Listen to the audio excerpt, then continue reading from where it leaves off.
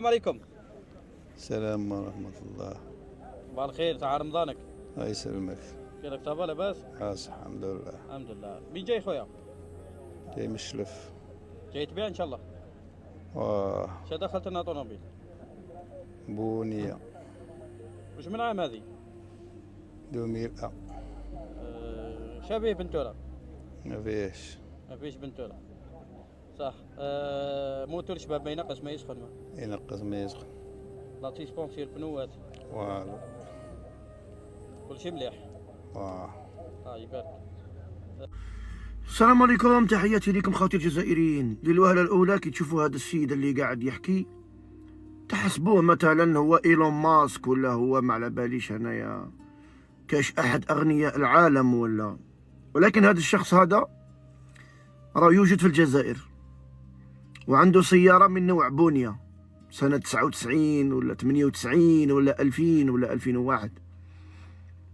يتكلم مع الصحفي وكأنه هو اللي خلق هاد السيارات، ولا عنده شركة ولا وزين تاع سيارات مثل فيراري ولا الفا روميو ولا بيغاتي ولا الله أعلم وش عنده.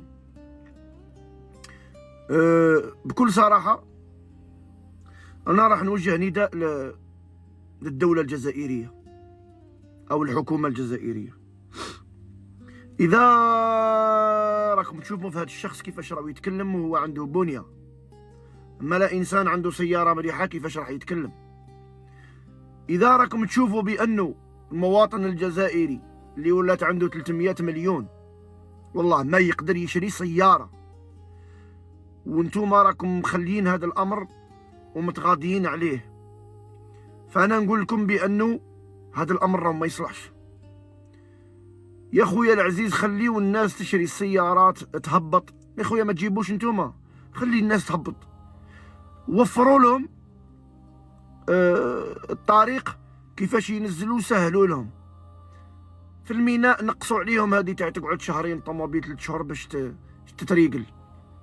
علاش ما توفروش الامكانيات باش المواطن يهبط سيارات من الخارج، وزيدوا لنا في المده تاع موان 3 علاه دايرينها موان 3 علاه، ما ديروهاش موان 5 ولا موان 7 ولا موان 10.